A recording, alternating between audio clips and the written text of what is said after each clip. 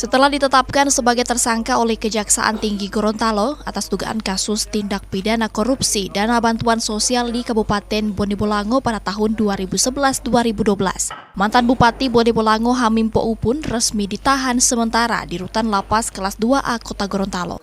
Merasa tidak melakukan tindak pidana korupsi, Hamim Pou melalui kuasa hukumnya berupaya mengajukan penangguhan penahanan.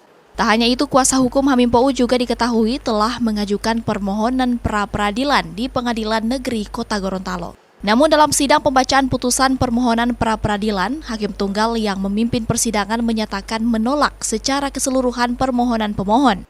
Dengan berbagai pertimbangan, Hakim Pengadilan Negeri Kota Gorontalo memandang bahwa apa yang didalilkan dalam permohonan pemohon tidak beralasan hukum dan tidak perlu dipertimbangkan. Tak hanya itu, Hakim juga menyatakan apa yang akan diputuskan dalam sidang pra-peradilan tidak dapat diganggu-gugat atau tidak ada upaya hukum lainnya yang dapat dilakukan. Adalah berdasar jika termohon kemudian melakukan penahanan terhadap pemohon disertai dengan alasan-alasan subjektif sebagaimana yang termuat dalam jawaban termohon. Menimbang berdasarkan pertimbangan atas, maka Hakim pra-peradilan berpendapat adalah sah dan berdasar penahanan yang dilakukan oleh termohon kepada pemohon. Menimbang bahwa terhadap dalil sangkalan atau kesimpulan dari para pihak yang bukan merupakan dalil atau alasan yang berkaitan dengan lingkup pra-peradilan, menurut Hakim pra-peradilan dipandang tidak perlu dipertimbangkan dan harus dikesampingkan karena apa yang menjadi lingkup pra-peradilan telah ditentukan secara limitatif oleh KUHP maupun Peraturan Mahkamah Agung RI Nomor 4 Tahun 2016.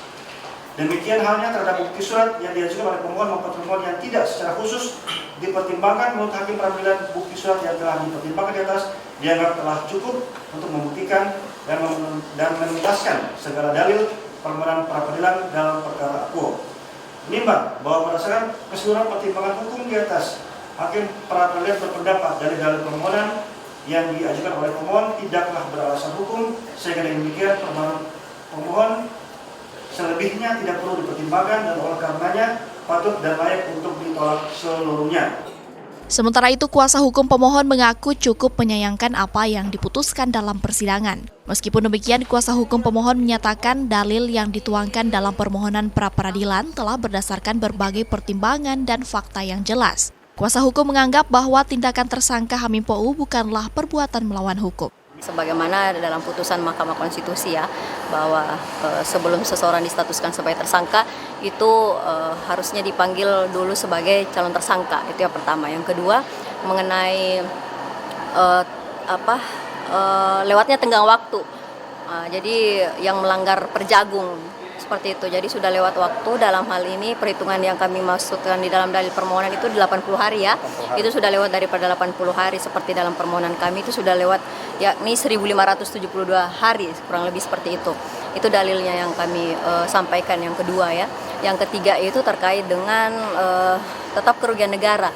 Kami masih meyakini bahwa perhitungan BPK RI Perwakilan Gorontalo itu yang menyatakan bahwa tidak ada kerugian negara dan tidak ada kaitannya dengan klien kami ini pemohon. Dalam hal ini perbuatan yang dilakukan klien kami pada waktu menjabat sebagai bupati itu bukanlah perbuatan melawan hukum. Jadi kami tetap berpegang teguh pada hasil audit BPK RI Perwakilan Gorontalo pada yang audit pertama itu, seperti itu.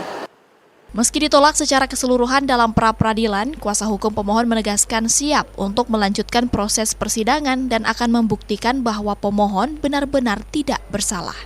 Kris Kamisma, Kompas TV, Kota Gorontalo, Gorontalo.